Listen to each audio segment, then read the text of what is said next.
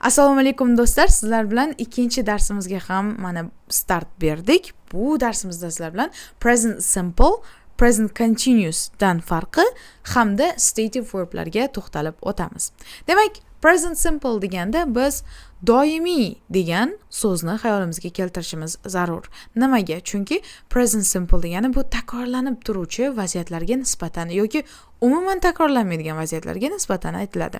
Umuman takrorlanmaydigan bunga masalan I don't eat cabbage deydigan bo'lsak, umuman karam yemayman. Mana shunaqa holatlar bo'lishi mumkin. Endi present simple ni ham avvalo sizlarga keling strukturasini tanishtirib ketaman, chunki ayrimlarni ozgina yodidan chiqqan bo'lishi mumkin, lekin siz yodingizda bo'lsa, молодец. Boshladik. Demak, bu yerda ham hamma o'sha qoidalar kabi ingliz tilida ham ega birinchi keladi. Keyin yana bitta narsa o'zbek tilida masalan ega tushib qolishi mumkin. Ya'ni suhbatdoshimiz masalan bizdan so'raydigan bo'lsa, "Ha, uyga vazifangni bajardingmi?" desa, "Bajardim" degan so'z o'zi bizda bitta gap bo'la oladi. Lekin inglizlarda hech qachon bajardim so'zi bitta gap bo'la olmaydi. Shuni ham eslab qoling, ya'ni doim sizda ega bo'lishi shart. Ega qachon kelmaydi? Bizda buyruq gapdagina kelmaydi. Xo'p, endi strukturaga qaytsak bo'ladi. Strukturamiz yana o'sha ega bilan boshlanyapti, subject. Undan keyin esa shunchaki verbni ishlatasiz, ya'ni birorta fe'l, masalan play, sing, write, read, listen, conduct va boshqalar. Lekin he she itda buni ko'pchilik bilsa kerak, s qo'shimchasi qo'shilishi kerak. Ya'ni masalan u mana shu ishni qiladi deganda ham o'zbek tilida qilaman kabi emas. Ya'ni man qo'shimchasi 3-shaxsga qo'shilmaydi. U ishni masalan deylik, Fozil bu ishni qilaman demaymiz. Shuning uchun ham inglizlarda bu farq qiladi. Agar siz u degan shaxsga, ya'ni he she itga aytmoqchi bo'lsangiz, albatta s qo'shishni unutmang. Mabodo siz s qo'shishda qiynalsangiz, masalan y dan keyin qanday qo'shiladi yoki tam s dan keyin qanaqa qo'shiladi, albatta kommentariy tagida qoldiring, men sizga qo'shimcha ma'lumotlar tashlab beraman. Xo'p, demak, endi boshladik.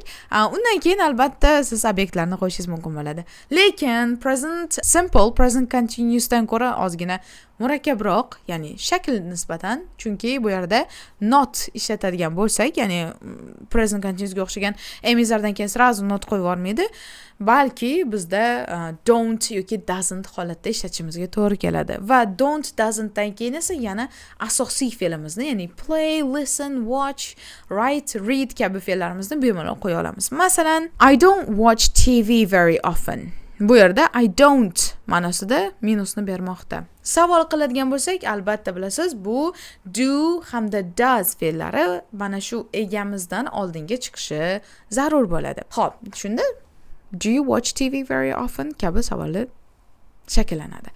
Endi sizlar bilan keling asosiy qoidalarga to'xtalib o'tamiz, chunki bu qoidalar bizga juda ham muhim. Xo'p, present simple ning birinchi qoidasi bu uning takrorlanib turishida. Qancha bo'lishidan qat'iy nazar, never dan tortib always gacha. Masalan, siz aytishingiz mumkin rarely deb. Kamdan kam.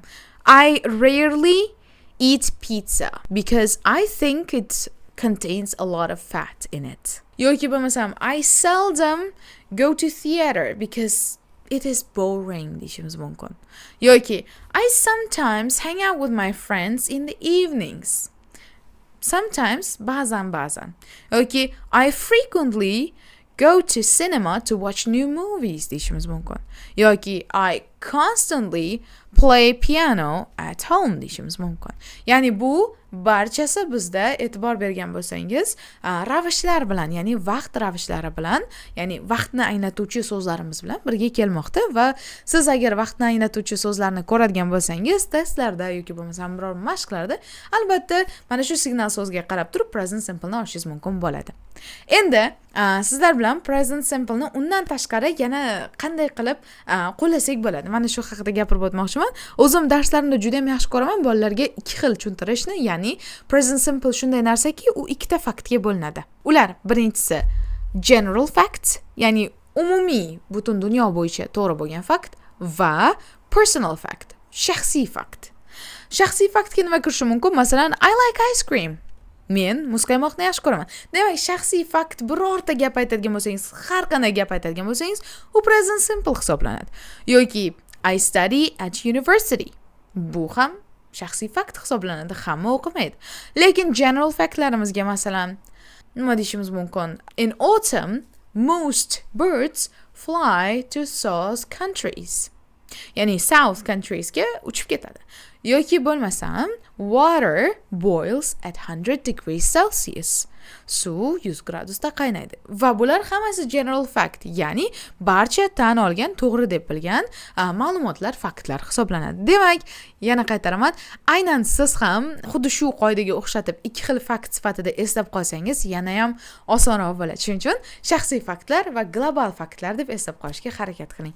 Lekin shunday paytlar borki, siz present simple ni present continuous bilan adashtirib qo'yishingiz mumkin. Ana shu narsani adashtirib qo'ymasligingiz uchun bu hozirda yuz beryaptimi yoki bo'lmasam o'zi doimiy yuz berib turadigan narsami? Mana shu narsani, ya'ni shu savolni berishingiz kerak bo'ladi. Masalan, my father is working in the garden now. Mening dadam hozir bog'da ishlayapti. My father works in a garden now. Mening dadam bog'da ishlaydi. Bu ikkala gapni juda ham katta farqi bor. Bittasi dadam hozir bog'da ishlayapti deganda biz dadam aslida bog'bon emas, lekin hozir ishlayapti degan ma'noni ko'proq tushunamiz. Lekin agar my father works in a garden deydigan bo'lsam, aynan bog'bon bo'lib qoladi. Shuning uchun ham do'stlar, bu joyda juda ham ehtiyotkor bo'lishimiz kerak. Bularni yana ham mustahkamlab olishingiz uchun sizga berilayotgan mashqlarni birgalikda ko'rib chiqib, instruktorlaringizdan savol so'raganingizda yana ham tushunib olasiz. Xo'p, endi undan tashqari men sizlarga present continuousda va present simple'da stative verblar kelishini tushuntirib bermoqchiman. Kelinglar see fe'lidan boshlaymiz. See fe'li bu ko'rmoq degani, ya'ni masalan, men seni ko'rib turibman deshim uchun, ya'ni masalan, hozir men seni ko'rib turibman deshim uchun o'zbek tilida tarjima qiladigan bo'lsam, ingliz tiliga to'g'ridan-to'g'ri I am seeing you bo'lish kerak. Lekin inglizlarda shunday qoidalar borki, umuman o'zbek tiliga to'g'ri kelmaydi. Ya'ni ularda stative verblar, stative verb o'zbekchasiga holat fe'llar deb tarjima qilinadi. O'rtoqlar, lekin ona tili o'qiganlar bo'lsa, holat fe'llari har doim biznikidek emas, farqlari bor. Shuning uchun baribir yodlashga to'g'ri keladi. Shuning uchun iltimos sizlardan albatta handoutlar jo'natganimdan keyin birgalikda yodlab oling. Holat fe'llari bu birinchi holatdan ikkinchi holatga o'tish, o'ylash, yoqtirish, hidlab ko'rish, eshitish kabi so'zlarimiz bo'lishi mumkin. Demak, mana shu holat fe'llari bo'ladigan bo'lsa, inglizlar ing ni ayrim sabablardagina qo'shadi. Hattoki hozir mana shu holat bo'lsa ham, masalan, ovqatdan shirin hid kelyapti desak ham, inglizlarda ozgina boshqacha bo'lishi mumkin. Shuning uchun kelinglar bittalab ko'rib chiqamiz. Masalan, see, yana qaytaraman. I am seeing you deydigan bo'lsam xato. Nimaga? Chunki see ga ing qo'shib aytadigan bo'lsak, bu kimdir bilan ko'rishib yurish yoki kelajakda ko'rishish, uchrashuv belgilab ko'rishish ma'nosini bildirib qo'yadi. Tasavvur qiling, siz ko'chada I am seeing my grandfather deb qo'ydingiz. Grandfather'imni ko'rib turman. Yo'q, grandfather bilan uchrashib yuraman bo'lib qoladi yoki ko'rishyapman yaqinda bo'lib qoladi. Shuning uchun ham do'stlar, bu gaplarga ehtiyot bo'lamiz.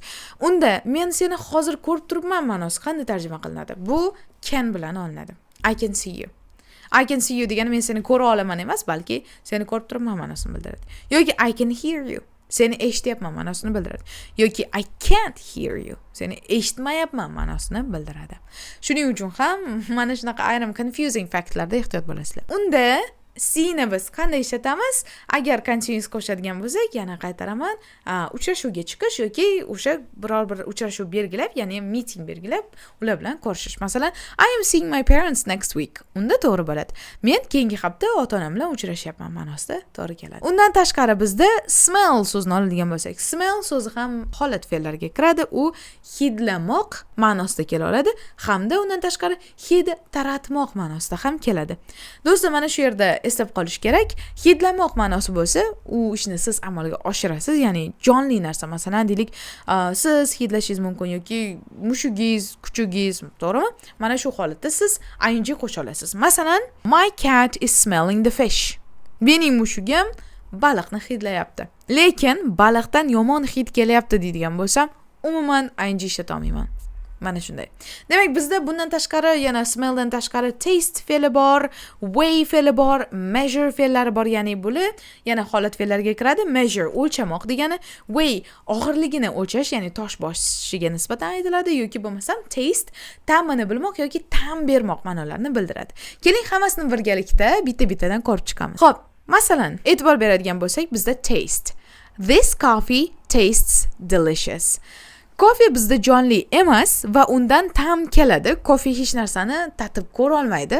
Shuning uchun ham biz bu yerda shunchaki taste deya olamiz. Demak, yana qaytaraman. Kofedan faqat ta'm keladi. Kofe hech narsani tatib ko'ra olmaydi.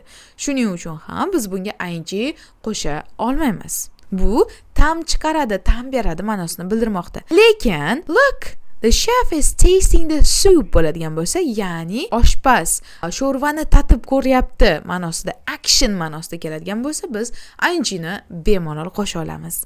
Undan tashqari bizda be bo'lishi mumkin. He is so interesting. Bu yerda state, ya'ni stative verb bo'lyapti. Ya'ni u juda ham qiziqarli. Lekin he's being very unhelpful deydigan bo'lsam, u shunaqa tutyapti. Bu allaqachon boshqa ma'noni bildirmoqda. Ya'ni esingizda bo'lsa present continuousda o'rganib chiqdik. Yoki bo'lmasam see, yana qaytadigan bo'lsak, do you see any problems with that? Birorta problema ko'ryapsanmi? Ya'ni nimadir bormi demoqchi. Yoki we are seeing Tadanari tomorrow afternoon. Biz Tadanari'ni ertaga afternoonda ko'ramiz, uchrashamiz ma'nosida kelmoqda. Endi aynan sizga bundan tashqari boyaga aytganimdek measure va weigh, taste kabi fe'llarda ko'radigan bo'lsak, masalan weigh u tosh bosmoq ma'nosida keladi hamda o'lchamoq ma'nosida keladi. Masalan, the doctor is weighing the baby deydigan bo'lsam, doktor bolani og'irligini o'lchab ko'ryapti. Yoki bo'lmasam the salesperson is weighing vegetables. Lekin ana shu berilayotgan obyektimiz, ya'ni tosh bosadi ma'nosida kelsa, unda ehtiyot bo'lamiz. Lekin mana shu weighda har doim ham jonli jonsizga e'tibor berish kerak emas, chunki masalan the baby weighs 4 kilograms desam ham bo'ladi. Shuning uchun asosan tarjimasiga e'tibor berishingizni talab qilardim. Ya'ni weigh bu yerda tosh bosmoq ma'nosi ham bor, hamda o'lchamoq ma'nosi ham bor. Demak, o'lchamoq ma'nosida agar siz o'shani tortib, kirolab ko'rayotgan bo'lsangiz, ing ishlatasiz. Measure ko'pincha o'sha balandlik, uzunlikka nisbatan, ya'ni og'irlikka emas, albatta, ana shu ikkalasiga nisbatan ishlatilinadi va masalan, I am measuring the wall deydigan bo'lsam, men devorni o'lchab ko'ryapman. Lekin this phone measures 10 centimeters deydigan bo'lsam, unda bu mana shuncha chiqadi, mana shuncha o'lchamda chiqadi ma'nosini bildirgan bo'lar ekan. Demak, agar biz ana shu ishni o'zimiz amalga oshirayotgan bo'lsak, ing qo'shamiz, chunki u yerda harakat bor. Lekin mana shu holatda chiqadi yoki menimcha tosh bosadi deb aytgan gaplarimizda esa holat bor, lekin harakat yo'qligi uchun biz bu yerda ing ishlatmaymiz. Undan tashqari bizda juda ham ko'p fe'llarimiz bor. Masalan, fikrlarga nisbatan agree fe'lini olishimiz mumkin, believe fe'lini olishimiz mumkin, doubt, guess, imagine, know, mean, recognize, remember kabi fe'llarni olishimiz mumkin. Bular doim bizda, demak, ing siz holatda kelishi kerak. Yoki bo'lmasa feelingga nisbatan, emotionga nisbatan hate, dislike, like, adore kabi so'zlarimiz ham bizda ing olmaydi. Keyingisi ing oladi, ammo continuous holatda emas, gerundiy holatda. Masalan, hating your friends is a bad thing deb aytadigan bo'lsak, u umuman boshqa mavzu hisoblanadi. Ya'ni umuman ing olmaydi deb o'ylamang. Ya'ni ing olmaydi deganda imенно continuous zamonlarda kela olmaydi demoqchiman. Ya'ni masalan, men I am remembering it right now yoki bo'lmasam she is knowing it right now degan gaplar umuman hosil bo'lmaydi ingliz tilida. Shuning uchun mana shu so'zlarni tarjimalari bilan birgalikda yodlab qo'ygan afzalroq. Demak, bugungi darsimiz o'z nihoyasiga yetdi do'stlar. Hammaga rahmat va albatta mashqlarni bajarib qo'ying. Mabodo savollaringiz bo'lsa, albatta kommentariy qismida qoldirishni ham unutmang.